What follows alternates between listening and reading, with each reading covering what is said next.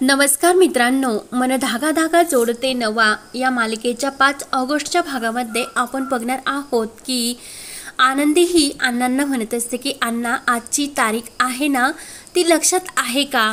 आजच्या तारखेला माझे लग्न झाले होते. तर लगेच अण्णा म्हणतात की अगं आनंदी, शुभ तारखा लक्षात ठेवायच्या असतात, अशुभ नाही.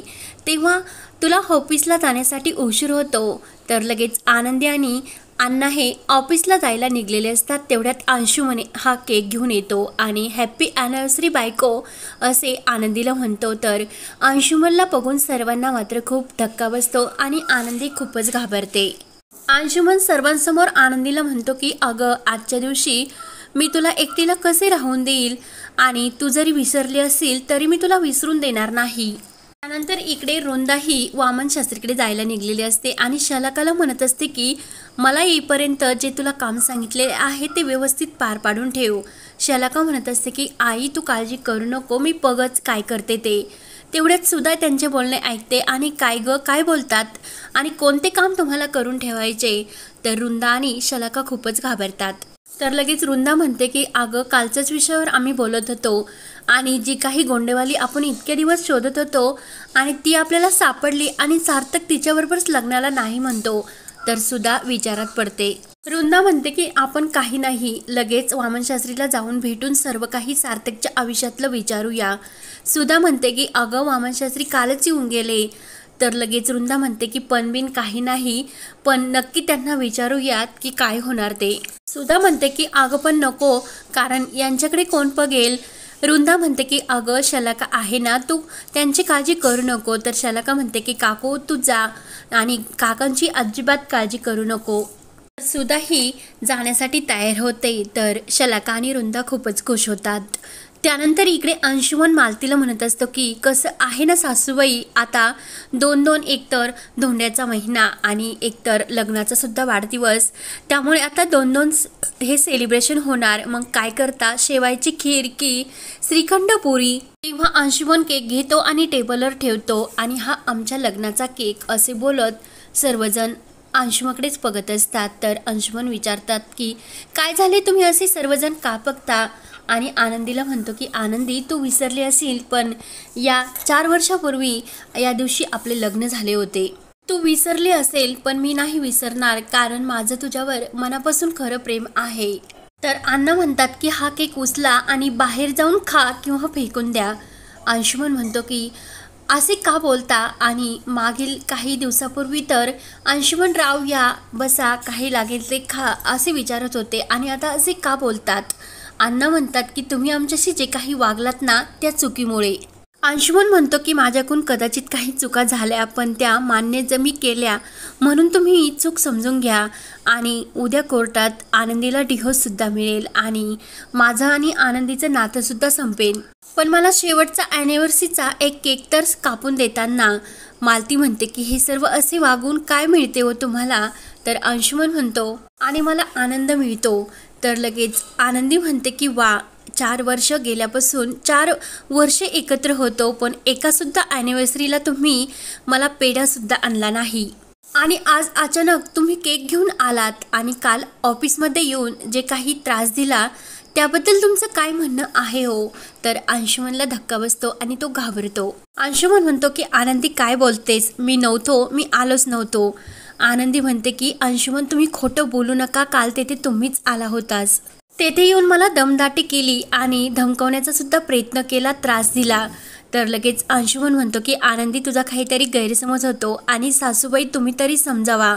तर मालती ही अंशुमनवर ओरडते आणि येथून चालते होण्यासाठी सांगते. अंशुमन म्हणतो की सासूबाई, पण ते जे काही हे सणाचे वाण आहेत ते कोण देणार?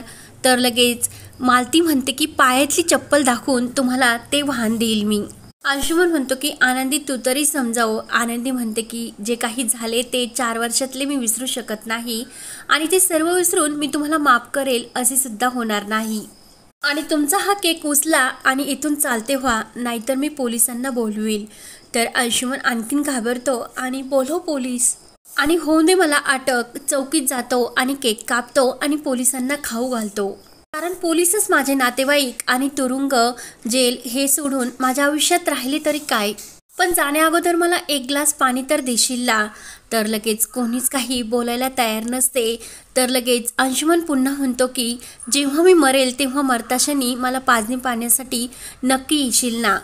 आनंदी म्हणते की तुम्ही आम्हाला काय हे टोमणे मारता, तुम्हाला जे काही म्हणायचे ते कोर्टात जाऊन म्हणा. आनंदी म्हणते की ठीक आहे, तुम्हाला पाणीच प्यायचे नाही. म्हणून आनंदी पाण्याचा ग्लास भरून आणून अंशुमनच्या हातात देते. तेव्हा अंशुमन हा फोन आला म्हणून बाजूला बोलण्यासाठी जातो आणि त्यामध्ये तो काहीतरी एक गोळी मिक्स करत असतो. तेव्हा मात्र सान्वी ही केक खरंच किती सुंदर आहे म्हणून केकचा फोटो काढत असते आणि त्या फोटोमध्ये अंशुमनने जी काही गोळी ग्लासमध्ये टाकलेली असते ते सर्व फोटोमध्ये शूट झालेले असते. तेव्हा त्यानंतर इकडे रेश्मा ही रडत असते. तेवढ्यात सार्थकचा फोन तिच्या मोबाईलवर येतो. तर रेश्मा फोन घेते. तर सार्थक म्हणतो की रेश्मा मला तुझ्याबरोबर काही बोलायचे. तर लगेच रेश्मा म्हणते की अरे कित्येक दिवसापासून मी तुला हेच सांगण्याचा प्रयत्न करते की मी तुझ्यावर प्रेम करते, पण तू ते स्वीकारतच नाही. मी तुला म्हणत नाही की तू माझ्याबरोबर आत्ताच लगेच लग्न कर, पण माझ्यात काय वाईट आहे हे तरी तू मला सांगशील. आणि सर्वांसमोर तू मला लग्नासाठी नकार दिला, त्यामुळे मी खरंच खूप हर्ट झालेले आहे. आणि ज्यावेळी तुला माझ्याबद्दल काहीतरी वाटेल तेव्हाच तू माझ्याबरोबर बोल, असे बोलून रेश्मा फोन कट करते. तर लगेच सार्थकला विचार येतो की आता हिला मी कसे समजावू.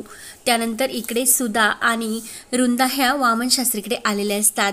सुधा म्हणते की गुरुजी ती गोंडेवाली मुलगी तर सापडली आणि ती मुलगी सार्थकच्या प्रेमात सुद्धा आहे आणि ती शोधली सुद्धा, पण सार्थक तिच्याबरोबर लग्नासाठी तयार नाही. तर लगेच गुरुजी म्हणतात की मग कुठे अडले. तर लगेच सुधा म्हणते की मग सार्थक कसे लग्नाला तयार होणार. तर गुरुजी हे रुंदाकडे बघत असतात आणि गुरुजी रुंदाकडे बघत म्हणतात की ही जी काही गोंडेवाली मुलगी आहे ना, त्या मुलीमुळे तुमच्या मुलाचा भाग्योदय होणार आहे, हे त्याला व्यवस्थित समजून द्या. सुधा म्हणते की अहो तो ऐकायलाच तयार नाही. तर लगेच गुरुजी म्हणतात की मग थोडासा वेळ जाऊन द्या आणि प्रत्येक गोष्टीची एक वेळ असते, ती वेळ आल्यानंतर सर्व काही व्यवस्थित होते. रुंदा म्हणते की अहो गुरुजी एकदम बरोबर बोललात तुम्ही, आणि वेळ आल्यानंतर सार्थक बरोबर लग्नासाठी तयार होईल. त्यानंतर सुधा आणि रुंदा ह्या घरी येऊन गाडीतून जात असतात. तर लगेच रुंदा म्हणत असते की आता मी स्वतः सार्थकला सांगते की ती गोंडेवाली मुलगी आपल्या घराचा भाग्योदय करणार आणि तिच्याबरोबर लग्न करण्याशिवाय तुझ्याकडे कोणताही दुसरा पर्याय नाही. तर सुधा म्हणते की हो, गुरुजींनी सुद्धा योग्य सांगितले आणि तूच सार्थकला समजाव. त्यानंतर इकडे शलाका अरविंदला घेऊन बाहेर आलेली असते.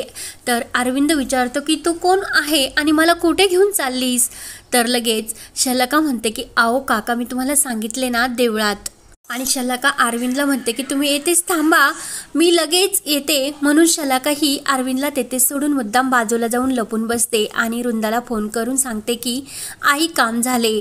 तर लगेच रुंदा म्हणते की अगं असे कसे झाले आणि आम्ही येतो. तर सुधा खूपच घाबरते. त्यानंतर इकडे आनंदी अंशुमनला म्हणत असते की पाणी पिऊन जर झाले असले तर हा केक उचला आणि येथून चालते व्हा. अंशुमन म्हणतो की ठीक आहे, जशी तुझी इच्छा. तर अंशुमन तो केक उचलण्यासाठी लागतो आणि लगेच चक्कर येऊन खाली पडण्याचे नाटक करतो आणि तोंडात जी काही गोळी खाल्लेली असते ती खाली पडल्यानंतर तिचा फेस हा तोंडावर आणतो. सर्वांना वाटते की अंशुमनने आत्महत्या केली, पण अंशुमनचा हा एक प्लॅन असतो. आनंदी आणि बाकी घरातील सर्वजण खूपच घाबरतात. लीना म्हणते की अण्णा आता काय करायचे. तर सर्वांना खूप टेन्शन आलेले असते. तेव्हा आता पुढे काय होणार हे पाहण्यासाठी आपल्या चॅनलला नक्की सबस्क्राईब करत राहा. धन्यवाद.